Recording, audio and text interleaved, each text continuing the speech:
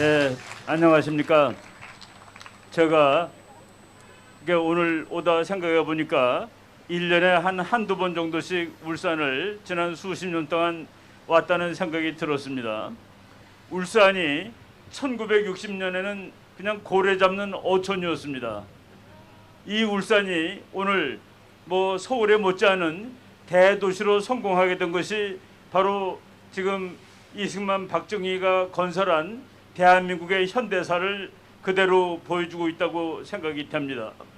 1960년 박정희 대통령이 군사혁명을 일으켰을 때 그때 우리나라가 어느 정도로 살고 있었느냐 하는 것을 우리가 한번 데이터로 생각을 해볼 필요가 있을 것 같습니다. 1960년에 우리나라 국민 한 사람이 1년 동안 열심히 노력해가지고 돈을 번 돈이 80달러였습니다. 80달러. 지금 돈 10만 원이 우리가 그때 1년 동안 벌 돈이었습니다. 그때 북한은 얼마를 벌었느냐? 북한 사람들은 240달러를 벌었습니다. 북한이 우리보다 3배를 잘 살았던 나라입니다.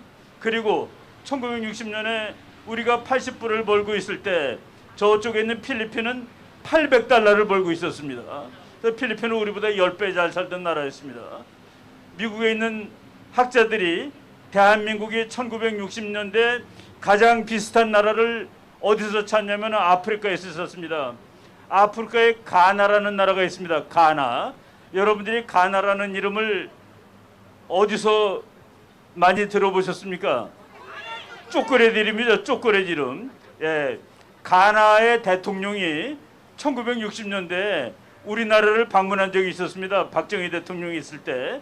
그때 가나하고 한국하고 비슷하게 살 때인데 가나가 초콜릿 자료를 한국에다가 대줄 테니까 그거로 맛있는 초콜릿을 만들라.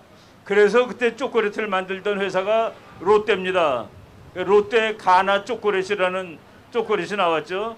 그 롯데가 이렇게 엄청난 회사가 돼 있다는 사실이 그것이 바로 우리나라 현대 역사고 우리가 그 역사를 자랑스럽게 여겨야 되는 그런 이유가 되는 것입니다. 그리고 바로 이 울산이라는 도시는 대한민국을 오늘날까지 발전시키는데 견인차 노릇을 했던 그런 중요한 도시가 되는 겁니다.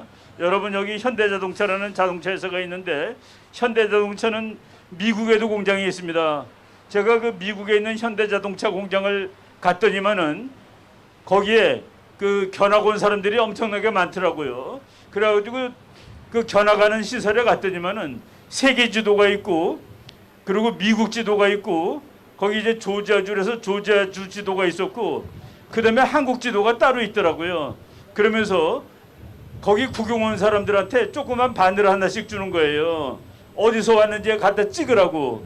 예, 제가 간 날 영국에서 온 그 어린이와 아버지가 있었는데 그 사람은 세계 지도에 영국에다 갖다가 그 바늘을 찍더라고요. 그리고 미국 사람들 캘리포니아에 온 사람은 미국 전체 지도에 또 거기다 갖다 찍고 조지아에서 온 사람은 거기 또 자기 도시들이 있으니까 자기 도시에다 찍고 그런데 거기 안내하는 사람이 저보고 선생님은 어디서 오셨냐? 그래서 나는 한국에서 왔다 그랬더니만은 그 사람이 뭐라고 그러는지 아십니까? 자기네의 보스 칸츄리랍니다. 보스. 자기네의 왕초 국가에서 왔다. 그러면서 나한테는 바늘을 주면서 거기 한국 지도 있는데 한국에 그래서 제가 가서 서울에다가 찍으면서 정말 그 감개무량을 했습니다. 가나와 같은 나라가 이제 미국에 갔더니 미국에 있는 큰 공장에서 보스의 나라에서 온 손님이라고 바늘을 주면서 서울에다가 찍으라는 제가 그 사진을 찍어가지고 제가 그 이화여자 대학교에서 교수를 쭉 했는데 강의할 때마다 매 학기마다 그 사진을 보여주면서 한국 학생들한테 너희들의 이 나라는 너희들의 선배들이 정말 잘 만들어준 고마운 나라라는 걸 알라라고 얘기를 했습니다. 그런데 그 나라가 지금 정말로 엉망진창의 모순덩어리 나라가 됐습니다. 여러분 모순이라는 말이 뭔지 다 아실 겁니다. 모순 그러면 이건 말이 안 되는 소리를 모순이라고 그러죠. 옛날 중국에 어떤 장사꾼이 창을 파는 장사꾼이 있었습니다. 이 창은 못 찌를 물건이 없다. 뚫지 못할 물건이 없다. 그래서 이렇게 그 창이 얼마나 잘 뚫는지를 광고하고 다녔습니다. 그 사람이 어느 날은 방패를 가지고 와서 이 방패는 뚫을 물건이 없다라고 또 선전을 하는 겁니다. 그러니까 자기가 파는 창은 못 뚫을 물건이 없고 자기가 파는 방패는 못 막을, 그러니까 말이 안 돼서 그게 바로 모순입니다. 창과 방패라는 뜻입니다. 대한민국에 모순이 넘쳐 흐르고 있습니다. 첫 번째 모순은 북한의 모순입니다. 북한의 모순은 뭡니까? 세계에서 제일 가난한 나라가 핵폭탄을 만들고 앉아 있는 겁니다. 세계에서 제일 가난한 나라가 강성대국이라고 떠들고 있는 이 지독한 모순이 있는 겁니다. 예, 아까 우리가 80달러 벌 때 북한은 240달러 번다고 얘기했죠. 우리보다 잘 살던 나라입니다. 지금 우리는 북한보다 50배 잘 사는 나라가 됐습니다. 대한민국은. 지금 대한민국은 필리핀보다도 10배 잘 사는 나라가 됐습니다.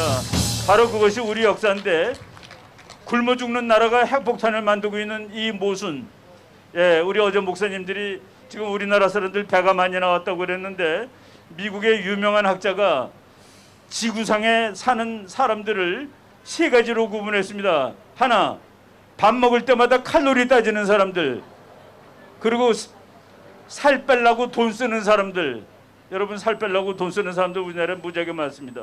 그런 나라가 있고, 두 번째는 따지지 않고 먹는 겁니다. 왜? 살아야 되니까. 그리고 세 번째는 다음번 밥이 올지 안 올지 모르는 사람들. 예, 지금 대한민국은 살 빼려고 돈 쓰는 나라가 되었고, 북한은 다음번 밥이 올지 안 올지 모르는 나라가 되었습니다. 그런데 다음번 밥이 올지 안 올지 모르는 놈들이 핵폭탄을 만들고 앉아있는 첫 번째 모순. 두 번째 모순은 더 심각한 겁니다. 두 번째 모순은 지금 대한민국은 살 빼려고 돈 쓰는 나라입니다.